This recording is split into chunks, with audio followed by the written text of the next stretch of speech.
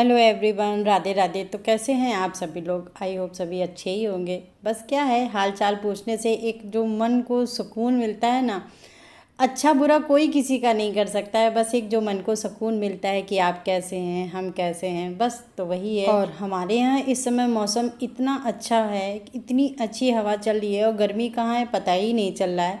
सच में ना, जब आप बहुत परेशान हो और एक खुशी की लहर आती है ना, तो सारी परेशानी दूर हो जाती है। ठीक उसी तरह अभी तक इतनी ज़्यादा गर्मी थी, लेकिन थोड़ा सा मौसम बदला ना तो बिल्कुल गर्मी चली गई। गर्मी कहाँ थी पता ही नहीं है। बहुत ज़्यादा घने बादल अभी हैं, लेकिन पानी ज़रूर से बरसेगा। सच कहें ना, मुझे बारिश बहुत पसंद है।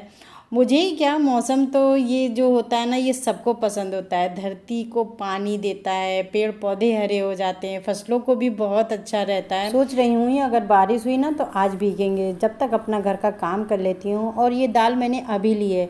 दाल अच्छी थी तो मैंने ले लिया। हमारे घर के बाहर धनिया, हल्दी, मिर्चा ना बहुत कुछ बिछने आता है, तो उन्हीं से मैं अधिकतर खरीद लेती हूँ। जब आप कुछ सोच रहे हो और वो हो जाए तो सच बताऊँ ना, खुशी का कोई ठिकाना नहीं रहता। और सच में मैं सोच ही रही थी कि आज बारिश हो, और हो भी गई। और जब बारिश हो रही हो ना, तब आप उनसे शिकायत बिल्कुल ना करें कि बारिश क्यों हो रही है, जल्दी से बंद हो जाए, ये कभी मत कहें। बल्कि बारिश जो हो रही है ना, उसका आनंद लें। पानी को कभी भी आप ना बरसते देखो, कसम से उसकी सुंदरता देखते बनती है। हाँ, एक बात ज़रूर है, हम भीग जाते हैं उस पानी में।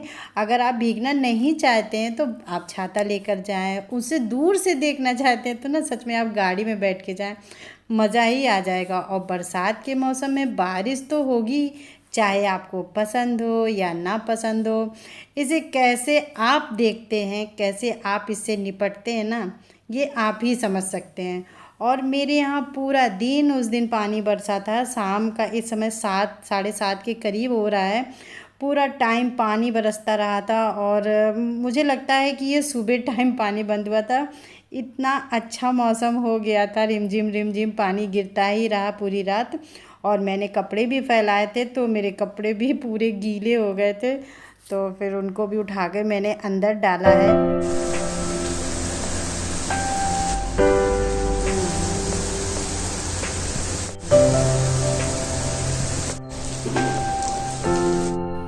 और ये वीडियो मेरा दूसरे दिन का है। और बारिश बहुत हो रही थी तो मैंने उस दिन फिर कोई वीडियो नहीं बनाया। रात भर पानी बरसा, सुबह भी बरस रहा था, तो मेरा काम सब जो है ना वो लेट भी हो गया। मेरी पूजा लेट हो गई।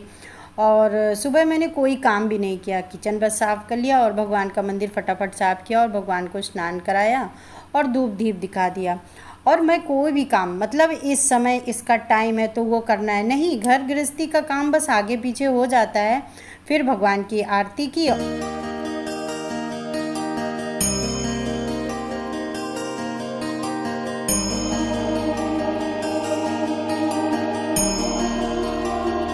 नाश्ते में बनाने वाली हूँ रवे का चीला, जो कि बहुत अच्छा, बहुत टेस्टी और फटाफट बनता है और खाने में भी बहुत हेल्दी होता है। इसके लिए मुझे 2 कटोरी रवा लेना है, 1 कटोरी बेसन लेना है। मेज़रमेंट कुछ इस तरह से रहता है, रवा का आधा बेसन रहता है। जैसे 2 कटोरी रवा है तो 1 कटोरी बेसन रहेगा और टोटल 3 कटोरी इसमें पानी जाएगा। और इसे अच्छा सा घोल इसका बना लेना है। फिर इसे मिक्सी में पीस लेंगे, जिससे में कि एक अच्छा सा महीन सा पेस्ट बन जाएगा। कोई भी मोटापन या दरदरा नहीं रहता है, ये बिल्कुल बैटर बन जाएगा डोसे की तरीके, जिससे चीला बहुत अच्छा बनता है। और फिर इसमें हम डाल देंगे चुटकी भर खाने वाला सोडा और स्वाद अनुसार नमक, और फिर इसको ढककर एक साइड में रख देंगे। और फिर इसके साथ में खाई जाने वाली चटनी बनाएंगे नारियल की, जो कि बहुत अच्छी बनती है, क्योंकि दोनों का कॉम्बिनेशन जो होता है ना बहुत अच्छा होता है। और मूंगफली को ऐसे ही ना हमने तवे पे रख दिया है लो फ्लेम पर। ये धीरे धीरे भुनेगी, जब तक इसका कलर चेंज नहीं हो जाता है मूंगफली तब तक भुनेगी। और मैं गरी को काट लेती हूँ। और ये चटनी खाने में ना बहुत अच्छी लगती है। और अगर आप पानी वाले नारियल से बनाए ना तो वो ज़्यादा अच्छी बनती है। अब जब रोज़ ही बनती है तो रोज़ रोज़ लाना नहीं होता है नारियल, तो इस तरह से मैं सूखे नारियल को बना लेती हूँ। चटनी इसकी अच्छी बनती है। नारियल को बस छोटे छोटे टुकड़े कर लिए जिससे ये अच्छे से पिस जाए। मूंगफली ठंडी हो गई थी तो इसका भी छिकला उतार दिया है, गरी को जार में डाल दिया है और पानी भी डाल दिया है।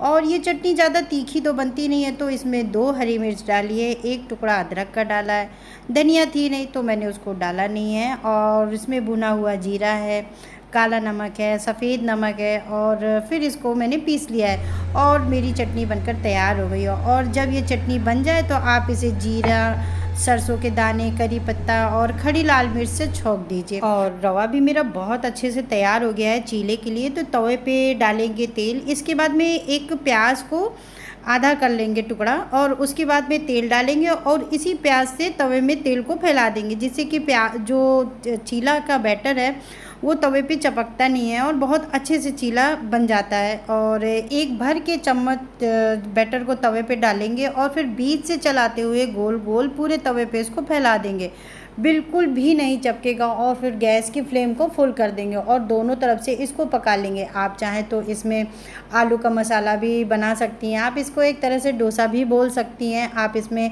हरी सब्जियां भर के इसको बना सकती हैं, मतलब आप इसको अपनी तरह से इसको बना सकती हैं।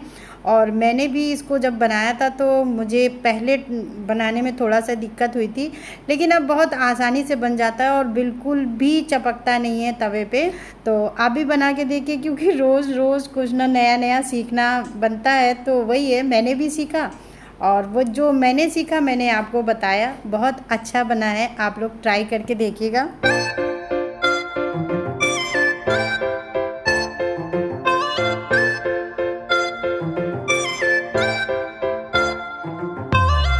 किचन में खाना बनाने से लेकर सबको खिलाने तक मैं बिल्कुल फ्री हो गई हूँ और मैंने भी खाना खा लिया है। अब हम काम करेंगे खा पी कर।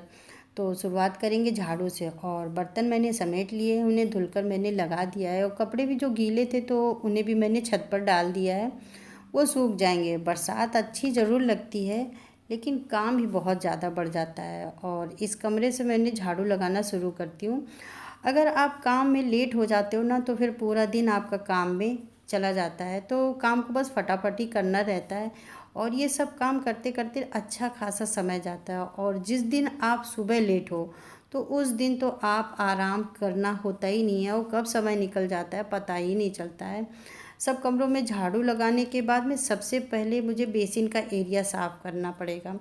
ये सब काम करने के बाद ही पोछा लगाएंगे। अगर पोछा लग गया तो ये सब काम नहीं हो पाता है, मुझे लगता है। कुछ काम तो रोज़ ही होने चाहिए, जैसे बेसिन का एरिया साफ़ होना चाहिए, बाथरूम साफ़ होना चाहिए, टॉयलेट सीट भी रोज़ क्लीन होनी चाहिए, नहाते समय बाथरूम में रखे हुए मतलब बाल्टी मग को भी साफ़ करना चाहिए। क्यों, ये सब चीज़ें ना हम रोज़ यूज़ करते हैं और हर समय यूज़ करते हैं। अगर आप एक बार बेडरूम, अपना ड्राइंग रूम नहीं साफ़ करते हैं तो चल जाता है। और ये सब सफाई करने से हमें ही फ़ायदा होता है। रोज़ की सफाई, एक तो कीटाणु नहीं रहते, बैक्टीरिया का खतरा कम रहता है, हम बीमार जल्दी नहीं होते हैं। तो इन्हें यूज़ करते हैं तो हमें साफ़ भी देखिए रोज़ करना चाहिए।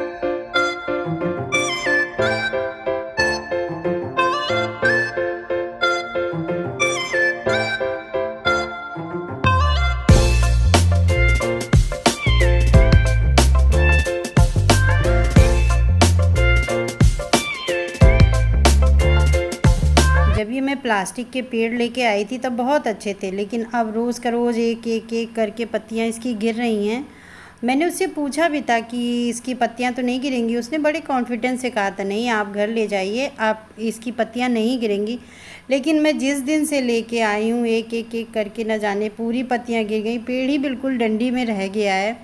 कहते हैं ना कि जल्दी जल्दी किसी के ऊपर विश्वास नहीं करना चाहिए, क्योंकि जहाँ पर विश्वास होता है वहीं पर विष होता है। बस वही मेरे साथ हुआ, मैं लेके आई है तो चलिए पेड़ है। मैं अपनी एक वॉशिंग मशीन की अपनी बात कर रही हूँ, मतलब उसमें क्या दिक्कत है मैं खुद नहीं समझ पाती हूँ। वो रोज़ मतलब ख़राब हो जाती है, आज ख़राब हुई कल ख़राब हुई, मतलब वो कभी सही से चलती नहीं है। और इतना ज़्यादा हम उससे परेशान हो गए हैं, और कहते हैं ना कि बस दुकानदार ने कह दिया ले जाइए आप कभी परेशान नहीं होंगी।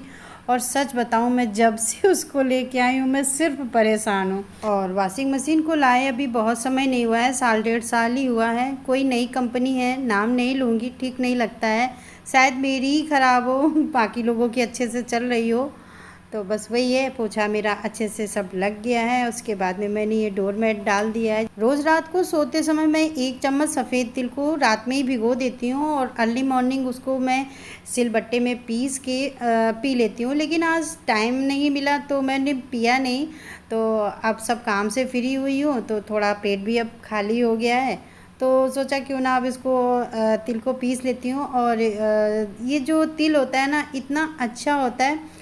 अभी मैंने यूट्यूब पे एक वीडियो मैं ऐसे ही देख रही थी, तो उस पे बताया कि सफ़ेद जो तिल होता है 1 चम्मच आप रात में पानी में भिगो दें और सुबह जब उसको पिएंगी ना, तो आपकी जो कैल्शियम की मात्रा है ना वो बहुत अच्छे से पूरी हो जाती है। और बल्कि हर लेडीज़ को 1 चम्मच सफ़ेद तिल ज़रूर से मतलब खाना चाहिए। भून के नहीं खाना चाहिए, उसको भिगो कर ही खाना चाहिए और पीस कर उसको मतलब पीना चाहिए। तो मुझे लगा कि कोई बुराई नहीं है करने में, तो मैंने उसको मैं इसको रात में मतलब भिगो देती हूँ। और इसको मैं करीब 10 से 12 दिन हो गए मुझको करते हुए, लेकिन बहुत अच्छा मतलब इसमें रिस्पॉन्स आया है। रिस्पॉन्स क्या आया है कि मेरी हाथ की उंगलियां हैं वो दर्द होती थी, और जब से मैंने इसको पीना स्टार्ट किया है, सच में यकीन नहीं मानेंगे, मेरे हाथ की जो उंगलियां हैं उनमें दर्द ख़त्म हो गया है। और मतलब दर्द तो बिल्कुल होता ही नहीं है। इतना अच्छा मतलब बहुत फ़ायदा हुआ। हाँ, वैसे मैं अधिकतर सच बताऊँ, अपनी बात अगर मैं कहूँ तो मैं यूट्यूब पे देखती हूँ, लेकिन मैं जैसे दवा वगैरह होती है मैं वो खाने के लिए कभी नहीं एग्री होती हूँ। लेकिन अगर कोई हेल्दी फूड होता है तो उसे यूज़ करने में कोई प्रॉब्लम भी नहीं है, तो मैं उसे यूज़ करती हूँ। और सच कहूँ, अब हमारी दादी नानी तो यूट्यूब ही है। यहाँ पर आपको हर प्रॉब्लम का हल मिल जाएगा, लेकिन बस क्या सही है क्या गलत है ये आपको सोचना है। इस तरह की अगर कोई भी वीडियो आता है तो उसको देखती हूँ और कोशिश करती हूँ कि इसमें बुराई नहीं है, खाया जा सकता है। तो बस वही है, मुझे लगा कि ये करने में कोई बुराई नहीं है और इसको किया मैंने तो सच में बहुत अच्छा रिस्पांस आया। 1 चम्मच तिल है तो मिक्सी में तो ये पीसेगा नहीं, तो इसलिए सिलबट्टे में इसको पीसती हूँ ताकि ये बहुत अच्छा सा महीन पेस्ट बन जाए। सच कहूँ, ये छोटा सा सिलबट्टा ज़रूर हर किचन में होना चाहिए, बहुत काम आता है। बहुत सी चीज़ें ऐसी होती हैं जो मिक्सी में नहीं पिसती हैं और इस छोटे से सिलबट्टे में पिस जाती हैं। तो दोस्तों चलती हूँ और फिर मिलती हूँ आपको नेक्स्ट वीडियो में। तब तक के लिए राधे राधे।